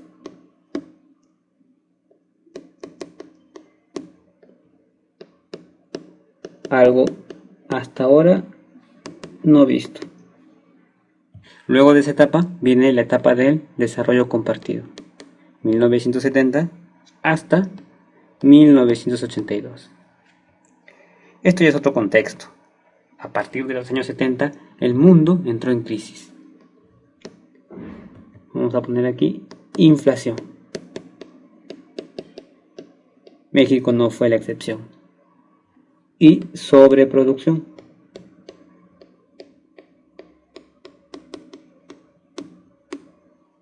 Recuerden que a nivel mundial ya Estados Unidos se había erigido como la potencia máxima. Se había creado el Fondo Monetario Internacional y el Banco Mundial, instituciones que gobernaban las economías de aquellas épocas. Precisamente la sobreproducción e inflación eran problemas económicos de los Estados Unidos, que por su influencia en el mundo arrastraron a otros países.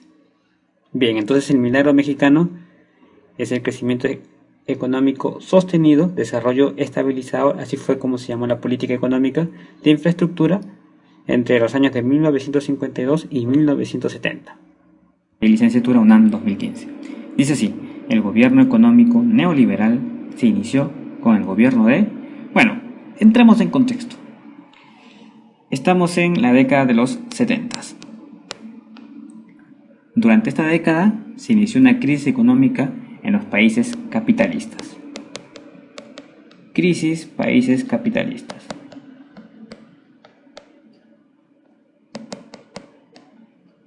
Pues bien, ¿cómo reaccionaron ante esta crisis los Estados Unidos, a la cabeza de los países capitalistas? Pues bien, aplicaron en los 80s una política económica conocida como el famoso modelo neoliberal capitalista. ¿De qué se trata esto? Es un conjunto de recetas. Se puede resumir en algunos puntos. Por ejemplo, frenar la inversión del Estado en la economía. También romper barreras proteccionistas. Esto quiere decir abrir las fronteras a la inversión y a la entrada de productos extranjeros. Y por supuesto, limitar el gasto social. En resumidas cuentas, ¿esto qué significa? Significa privatización de la economía.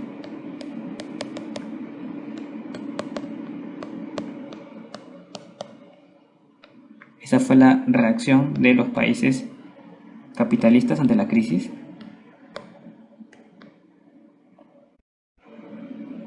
Pues bien,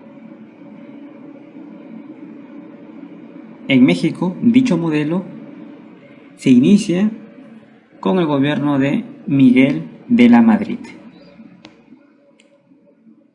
¿Qué tendría que ser la respuesta? Y se profundizó con el de Carlos Salinas, pero aquí me dicen se inició. Bueno, Miguel de la Madrid Hurtado. Instituciones científicas y culturales del siglo XVIII en la Nueva España. Ya que estamos en el bloque de historia, hagamos un poquito de historia. La Nueva España fue una ciudad donde las ciencias y las bellas artes proliferaron e incluso llegaron a estar al nivel de las ciudades europeas. Durante la dominación española surgió una nueva cultura, fruto de la fusión precisamente de las expresiones hispanas, ¿verdad? Y de los valores de las culturas prehispánicas que sobrevivieron a la conquista armada y espiritual. Los exponentes de esa cultura fueron los mestizos y los criollos. Se estableció un dinamismo y bueno, vivían en constante búsqueda de su identidad, mientras que los mestizos tenían menos oportunidades de expresión debido básicamente al nivel social. Los criollos fueron los que más impulsaron el desarrollo cultural novo-hispano. Pues bien, los criollos tenían la manera como hacerlo, debido a los medios económicos. Sin embargo, eran despreciados por los peninsulares, los españoles que habían nacido en Europa, por lo que una manera de reaccionar contra ese desprecio fue su defensa por reinterpretar la historia en la que ellos y su tierra estaban incluidos. En este contexto surgen las primeras escuelas de la Nueva España, que fueron fundadas por misioneros. Ojo con este detalle. Bueno, algunas de ellas fueron el Colegio de Santa Cruz, el Colegio de San Juan de Letrán, el Colegio Mayor de Santa María de Todos los Santos, el Colegio de San Pedro y San Pablo, el Colegio de San Ildefonso. Aquí tenemos el listado. Y bueno, en el año 1551, Pontificia Universidad de México. Todas estas instituciones llegaron a tener mucho prestigio. La imprenta, traída en el año 1539, facilitó la tarea educativa. Pero bueno, la pregunta aquí se ciñe a instituciones científicas y culturales del siglo XVIII. Aquí estamos hablando del siglo XVI.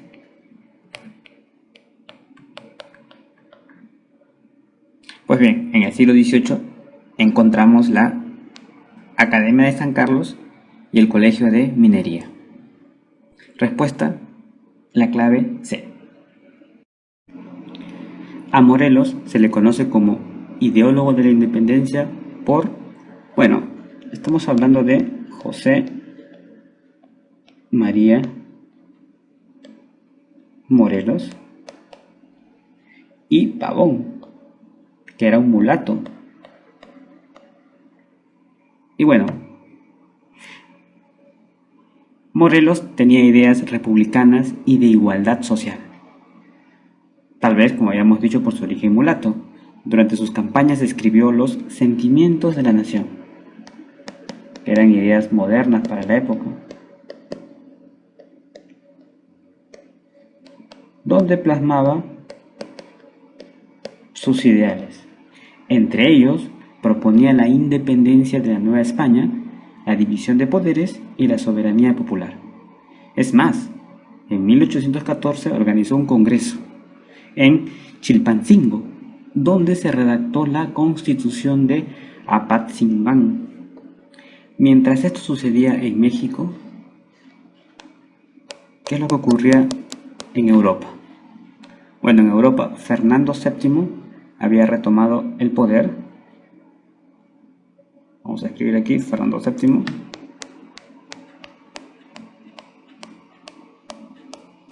En España, retomó su trono.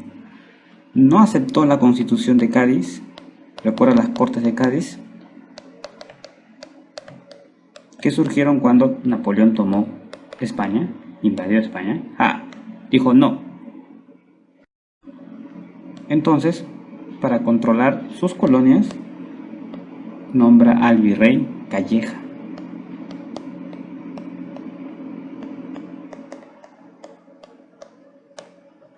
Encargado de terminar con el levantamiento. Obviamente le envió armas y pertrechos, hombres para lograrlo. A los criollos, como era de esperarse, no los tomó en cuenta, lo cual causó muchas inconformidades.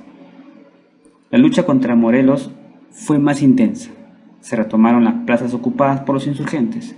Morelos fue detenido y posteriormente fusilado. Bien, a Morelos se le conoce como el ideólogo de la independencia por lo que habíamos explicado, ¿verdad? La publicación de los sentimientos de la nación, donde plasma sus ideas republicanas, y de la Constitución de Apatzingán. Bloque Historia de México, guía del examen para la licenciatura UNAM 2015. Dice así: una de las consecuencias de la guerra contra los Estados Unidos de América fue... Aquí diremos que fue la firma del Tratado de Guadalupe Hidalgo. ¿En qué consistía esta firma? México perdía más de la mitad de su territorio.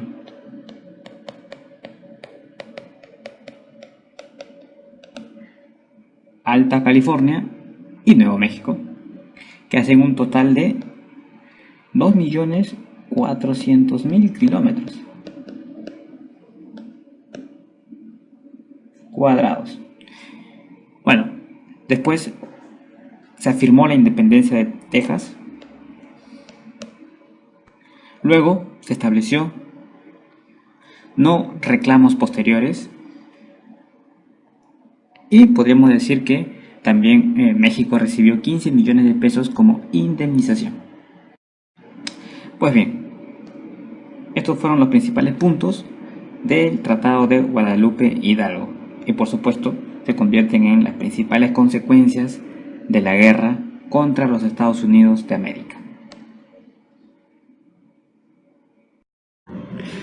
Durante su gobierno, el presidente Juárez realizó cambios en las leyes y en la Constitución con la finalidad de...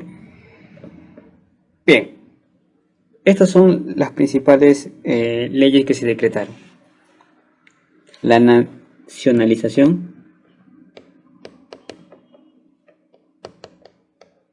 de los bienes del clero. Si nos damos cuenta, estas son reformas liberales. ¿Y qué idea nos dan eso? Separación de Iglesia y Estado.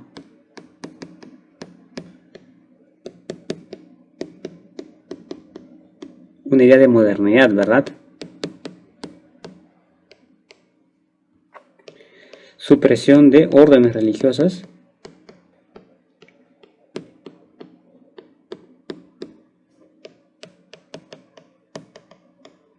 Pero ya se ve la tendencia. Establecimiento del matrimonio y registro civil.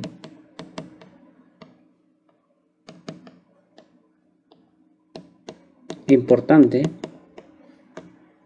para el desarrollo económico de cualquier país. Y por supuesto, libertad de cultos. Reformas adelantadas para la época. Lo que buscaba era hacer de México una nación moderna, política y económicamente. Lejos de viejos paradigmas que no habían funcionado. Respuesta la A. La tienda de raya, el periódico Regeneración, la entrevista Díaz-Krillman, la huelga de Cananea y el partido anti-reeleccionista son hechos que hacen referencia a... Bueno, estamos en el contexto de la oposición al régimen porfirista. Y estos hechos son claves a esta oposición, lo que trae como consecuencia la revolución.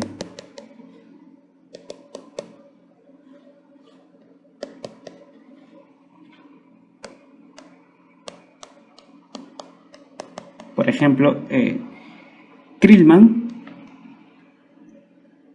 fue un periodista estadounidense. Su nombre era James Krillman, norteamericano, y le hizo una entrevista el 3 de marzo de 1908. En dicha entrevista, Porfirio Díaz dijo que México ya estaba preparado para ejercer sus derechos y que Díaz, o sea, él mismo, se retiraría para dar cabida a algún partido de oposición. Esta entrevista, como era de esperarse, tuvo mucho eco en los opositores. Periodistas, círculos intelectuales, filósofos clamaron por un régimen de libertad y se apresuraron a integrarse a partidos políticos, partidos anti-reeleccionistas.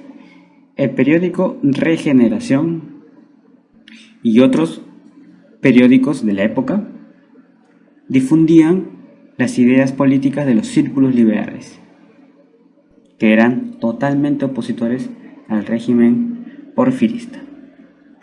Lo de la tienda de raya hace mención a que la clase trabajadora estaba compuesta en su mayoría por campesinos desalojados de sus propiedades y obligados a trabajar en las haciendas en condiciones de servidumbre y explotación, sometidos a un sistema de pago que los endeudaba a través de la tienda de raya. Por lo tanto, era como un sistema de esclavitud. Entonces, todo esto son hechos que hacen referencia a las causas de la revolución. El plan de Ayala fijaba la posición política y agraria de los... Bueno, entremos en contexto. Nos encontramos en plena Revolución Mexicana. Porfirio Díaz versus Madero. La situación en México era insostenible. Una serie de medidas económicas tomadas por Porfirio Díaz habían sumido en caos al país. Situaciones como el latifundismo, el dominio de capitales extranjeros, el bajo rendimiento agrícola, el proteccionismo al capital exterior, las concesiones económicas a unas cuantas personas y la explotación desmedida de los recursos, así como las reformas constantes a la Constitución para la reelección de Porfirio Díaz, el autoritarismo, las restricciones políticas, las faltas de organismos para los trabajadores, el elitismo, el endeudamiento, la oligarquía, el caciquismo. Todo eso trajo como consecuencia levantamientos armados por todo el país. Sin embargo, hubo dos focos importantes: Morelos y Chihuahua. Chihuahua, Doroteo Arango, ¿verdad? Francisco Villa, donde se instala Madero. Y en Morelos, Emiliano Zapata. Aunque en todo el país había movimientos armados, Morelos y Chihuahua eran los principales focos revolucionarios. Pero fue en Chihuahua donde se acordó la renuncia de Díaz como presidente y de Ramón Corral como vicepresidente. Se acordó que la presidencia interina quedaría en manos de Francisco León de la Barra, se convocarían elecciones, se pondría fin a la lucha armada, se licenciaría a las tropas revolucionarias y se pondría fin a las hostilidades. Con dichos tratados intentaron poner fin al movimiento armado, pero no pudo cumplirse con ese objetivo. Porfirio Díaz salió de México rumbo a Europa y el presidente interino ordenó a Victoriano Huerta que acabara con el movimiento de Morelos. O sea, estaban borrando del mapa a Zapata, que había sido importante en la revolución. Por supuesto, Emiliano Zapata se sintió traicionado y rompió relaciones con Madero. Mientras tanto, Madero, por supuesto, era elegido presidente al ser como que el triunfador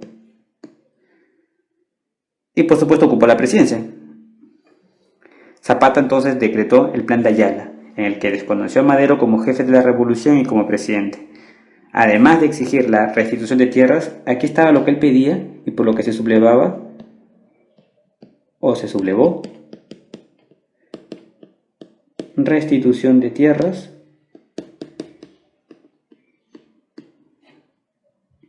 a sus legítimos dueños,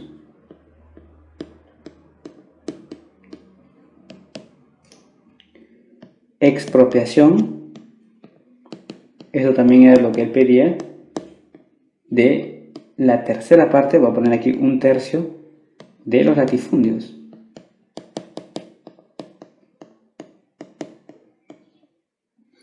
Para darle la tierra a los pueblos, entre otros puntos. Es así como surge lo que se conoce como el zapatismo. Por lo tanto, la respuesta aquí tenía que ser: el Plan de Ayala fijaba la posición política y agraria de los zapatistas. Bien. Historia de México, guía para el examen de licenciatura UNAM 2015. La pregunta dice así: nombre que adoptó el PNR en 1939 al asumir un contenido más democrático y popular. Para entrar en contexto hay que mencionar a un personaje importante, Plutarco Elías Calles, quien a la sazón era el jefe máximo de la revolución. Antes de esta época hubo lo que se conoce como el Maximato, al periodo presidencial del año 1928 hasta el 1934, donde debió gobernar el señor Obregón. Sin embargo, fue asesinado. Entonces, asumieron dicho periodo 3 presidentes.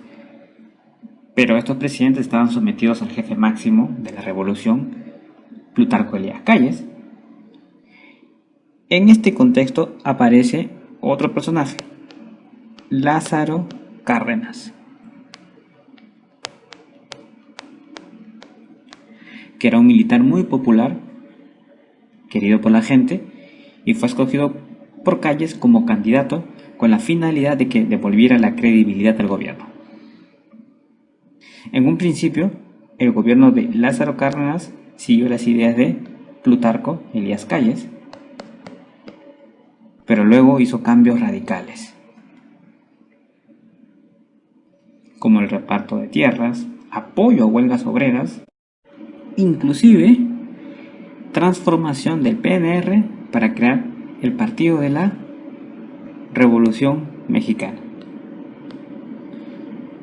Asumió, por lo tanto, un contenido más democrático y popular. Respuesta B. Una de las obras más destacadas del gobierno del general Lázaro Cárdenas fue habíamos dicho que Lázaro Cárdenas emprende un gobierno innovador y significó muchos cambios. Uno de esos cambios más significativo fue la creación del ejido colectivo.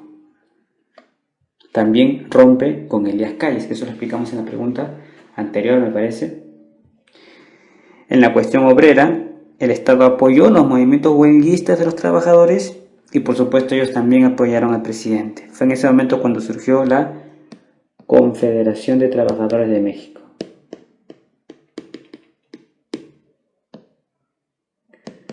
Confederación de Trabajadores de México. Por lo tanto, fue un gobierno, como ya hemos dicho, innovador y de muchos cambios sociales. Listo, respuesta, la letra A. Historia de México, guía para el examen de licenciatura UNAM 2015. Dice así: la posición de México ante la Segunda Guerra Mundial fue... Pues bien, aquí hay que decir que la situación económica de México fue consecuencia de la Segunda Guerra Mundial. Dicho acontecimiento impulsó la industria. ¿Por qué? Porque se necesitaba producir mercancías para el abastecimiento de las potencias que participaban en la Gran Guerra. Todo mejoró. Las exportaciones se duplicaron. Vamos a poner así, por 2. Y México tuvo un crecimiento fantástico, como nunca antes. Aunque México era predominantemente agrícola, a partir de ese momento comenzó su industrialización, debido precisamente al contexto de guerra mundial. Para afrontar esos cambios se creó una política de unidad nacional.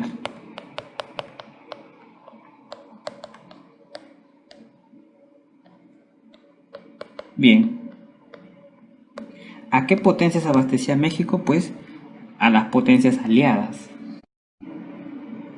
Básicamente se benefició con el comercio de productos agropecuarios con Estados Unidos.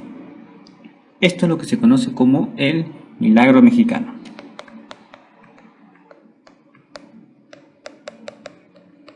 Y bueno, si tú le vendes a Estados Unidos, por supuesto que tienes que romper relaciones con el otro bando, lo que se hacen llamar el eje. Eran dos bandos, el eje y los aliados. Pues bien, México abastecía a las potencias aliadas, por lo tanto, tenía que romper con los que eran sus enemigos, o sea, los aliados. Respuesta, la letra D. Aquí, aliados, ¿verdad? Y Estados Unidos. Listo, solución. De licenciatura UNAM 2015. Dice así: el gobierno económico neoliberal se inició con el gobierno de... Bueno, entremos en contexto. Estamos en la década de los 70. Durante esta década se inició una crisis económica en los países capitalistas. Crisis, países capitalistas.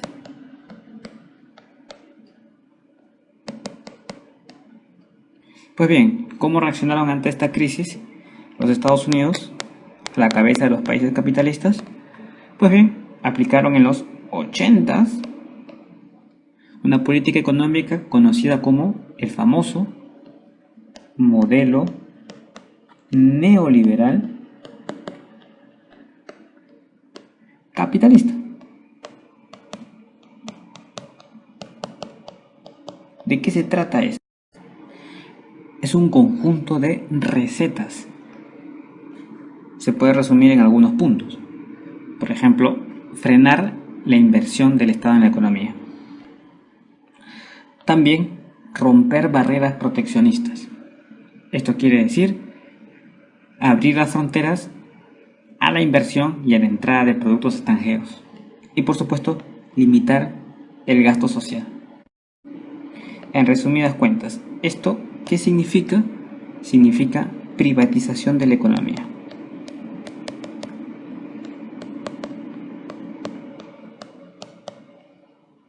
Esa fue la reacción de los países capitalistas ante la crisis.